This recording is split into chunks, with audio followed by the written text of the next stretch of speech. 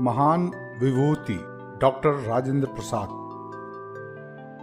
इस पाठ के द्वारा भारत के पहले राष्ट्रपति डॉक्टर राजेंद्र प्रसाद के व्यक्तित्व की अनगिनत विशेषताओं को उभार कर सामने लाने का प्रयास किया गया है। सादा जीवन, उच्च विचार की आदर्श प्रतिमूर्ति राजेंद्र बाबू की न केवल वेशभूषा सादगीपूर्ण थी, बल्कि उनका स्वभाव भी अत्यंत कोमल, गंभीर एवं संवेदनशील था। उनकी पत्नी आदर्श भारतीय नारी थी। राजेंद्र बाबू के व्यक्तित्व के गुण सभी के लिए अत्यंत प्रेरणादायक हैं। त्याग की सीमा नहीं होती है। महात्मा गांधी।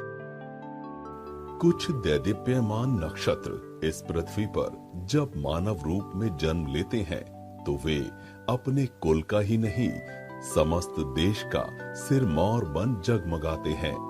हमारे देश के प्रथम राष्ट्रपति डॉक्टर राजेंद्र प्रसाद का व्यक्तित्व ऐसे ही दैदीप्यमान नक्षत्र के समान था। किसी भी देश का प्रथम नागरिक या राष्ट्र प्रमुख अत्यंत त्यागमय और सादा जीवन यापन करने वाला हो सकता है, इसका वे प्रत्यक्ष प्रमाण थे। डॉक्टर राजेंद्र प्रसाद का जन्म 3 दिसंबर 1884 को बिहार के एक छोटे से गांव जीरादेई में हुआ था। इनके पिता श्री महादेव सहाय स्वाध्याय के द्वारा आयुर्वेद तथा यूनानी दवाइयों के अच्छे जानकार बन गए थे। वे गरीबों का उचित इलाज करते हुए उन्हें मुफ्त दवा भी दिया करते थे। वे फारसी भाषा, कसरत तथा घुड़सवारी में भी प्रवीण थे। ये सारे गुण पुत्र को पिता से अनायास ही प्राप्त हो गए थे। उनकी माता कमलेश्वरी देवी अत्यंत धार्मिक विचारों वाली महिला थी। उन्होंने अपने पुत्र को बचपन से ही रामायण और महाभारत की अनेक कहानियां सुनाई थी। इस तरह स्वाभाविक रूप से माता पिता की परोपकारिता, सेवा भाव, धार्मिक प्रवृत्ति आदि गुण पुत्र में स्वतः चले आए थे। मात्र 5 वर्ष की आयु में ही उन्होंने फारसी पढ़ने के लिए मदरसे जाना प्रारंभ कर दिया। वे इतने प्रतिभाशाली थे कि जब तक बाकी बच्चे कक्षा में पहुंचते तब तक मौलवी साहब को वे पिछले दिन का पढ़ा पाठ सुना चुके होते। उनकी प्रारंभिक शिक्षा छपरा के जिला विद्यालय में हुई। बाद में उन्होंने कलकत्ता के सुप्रसिद्ध प्रेसिडेंसी कॉलेज से उच्च शिक्षा प्राप्त की। वर्ष 1915 में उन्होंने विधि में परास्नातक की परीक्षा स्वर्ण पदक के साथ उत्तीर्ण की। तत्पश्चात कानून के क्षेत्र में डॉक्टरेट की उपाधि भी प्राप्त की। वे बहुभाषी विद्वान थे तथा उन्हें अंग्रेजी, हिंदी, उर्दू, फारसी व बंगाली भाषा पर उन्हें पूर्ण अधिकार था। वे इन भाषाओं में धारा प्रवाह बोल और लिख सकते थे। उन्हें गुजराती तथा संस्कृत भाषाओं का भी समुचित ज्ञान था। तत्कालीन प्रचलित परंपरा के अनुसार मात्र 12-13 वर्ष की आयु में उनका विवाह राजवंशी देवी के साथ हो गया। लेकिन ये विवाह इस अटल साधक के विद्यार्जन में कभी भी बाधक नहीं बना। उनकी पत्नी उनकी अनुचारणी सिद्ध हुई। वे निरंतर परिवार की देखरेख तथा सेवा में लीन रही और पति की ही भांति परोपकारिणी, दया धर्मिणी तथा कर्तव्यनिष्ठ रही। राजेंद्र बाबू के जीवन पर उनके बड़े भाई महेंद्र प्रसाद का विशेष प्रभाव पड़ा। उन्होंने ही राजेंद्र बाबू के मन में देश प्रेम की लौ जगाई थी। यद्यपि राजेंद्र बाबू ने अपनी वृत्ति की शुरुआत एक वकील के रूप में की थी, परंतु देश की तत्कालीन परिस्थितियों तथा हलचलों के प्रभाव से वे अछूते नहीं थे। वे अपने आसपास की परिस्थितियों का बौद्धिक एवं तार्किक आकलन भी कर रहे थे और उन्हें अनुभव हो रहा था कि उनकी आवश्यकता परिवार से अधिक मातृभूमि को है। गोपाल कृष्ण गोखले ने उन्हें सर्वेंट्स ऑफ इंडिया सोसाइटी नामक संगठन में शामिल होने के लिए प्रेरित किया। जो उनकी पारिवारिक जिम्मेदारियों के कारण संभव नहीं हो पाया। वे इसके लिए हृदय से बहुत दुखी भी रहे। वस्तुतः संपूर्ण परिवार का भार वे अपने भाई पर ही डालना नहीं चाहते थे। स्वदेशी आंदोलन, बहिष्कार आंदोलन आदि पूरे उफान पर थे। डॉक्टर राजेंद्र प्रसाद भी अब इनसे अछूते न रह सके। जब विदेशी वस्तुओं की होली जलाने का समय आया तो उनके पास कोई भी विदेशी वस्त्र न था। उनका झुकाव आश्चर्यजनक रूप से पहले से ही स्वदेशी वस्तुओं की ओर था। चंपारण आंदोलन में राजेंद्र बाबू ने खुलकर भाग लिया और गांधी जी के विश्वास पात्र बन गए। स्वतंत्रता आंदोलन के साथ जुड़कर भी वे सामाजिक समस्याओं के प्रति अपने दायित्वों को नहीं भूले।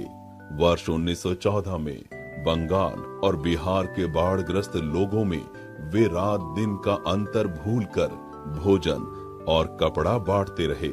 समाज कल्याण हेतु उनकी निस्वार्थ और कठिन साधना सचमुच वंदनीय रही है। उन्होंने सदैव ही सादा जीवन व्यतीत किया। गांधी जी के संपर्क में आने के बाद उनमें आत्मनिर्भरता की भावना और अधिक बढ़ गई। राष्ट्र एवं गांधी जी के प्रति संपूर्ण निष्ठा और श्रद्धा का भाव रखते हुए वे स्वतंत्रता आंदोलन में जी जान से कूद पड़े। बिहार में नमक सत्याग्रह का पूरा भार उन्होंने स्वयं संभाला और गिरफ्तार कर लिए गए। उन्हें 6 महीने की जेल की सजा हुई। वर्ष 1934 में उन्हें अपने भाई की मृत्यु से गहरा आघात लगा, परंतु स्वतंत्रता आंदोलन से उन्होंने अपने पांव पीछे नहीं खींचे।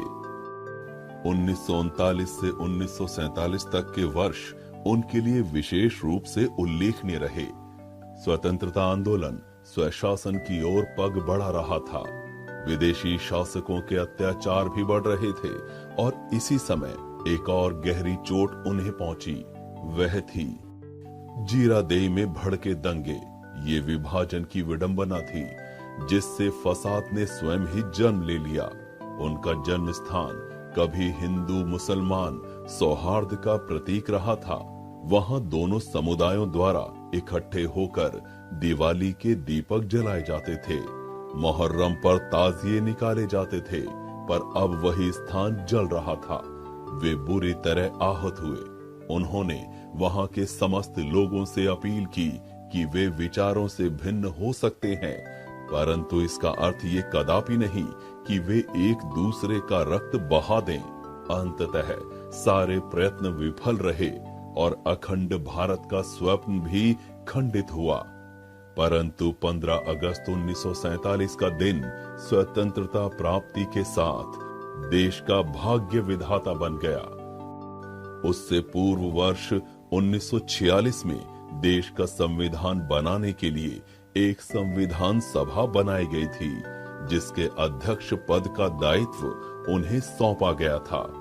जब 1950 ईस्वी में भारत गणतंत्र बना तो वे सर्वसम्मति से देश के प्रथम राष्ट्रपति के रूप में चुने गए। इस महान व्यक्तित्व ने अपने संपूर्ण सेवा काल में राष्ट्रपति भवन का कभी भी निजी कारणों से उपभोग नहीं किया। ये उनके महान चरित्र की पराकाष्ठा थी कि वे मात्र एक कमरे में रहते थे और अपनी पत्नी के हाथ से बना भोजन ही ग्रहण करते थे। ऐसे निस्वार्थ राष्ट्र प्रेमी को शत शत प्रणाम। समस्त राष्ट्र का स्वामी होने के बावजूद उन्होंने किसी भी विशिष्ट सुख सुविधा का अपने लिए कभी उपयोग नहीं किया। वे स्वयं रेलवे की सामान्य श्रेणी में ही यात्रा करते थे।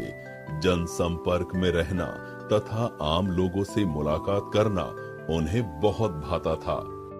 उनके द्वारा रचित कुछ विशिष्ट पुस्तकों में उनकी आत्मकथा सर्वोपरि है तथा चंपारण में सत्याग्रह, बापू के कदमों में आदि उनकी प्रमुख उल्लेखनीय पुस्तकों में शामिल है। वे भारत के एकमात्र ऐसे राष्ट्रपति हैं जो 2 बार राष्ट्रपति चुने गए। सन 1962 में उन्हें भारत रत्न की उपाधि से सम्मानित किया गया, जिसके वे सच्चे अर्थों में हकदार थे।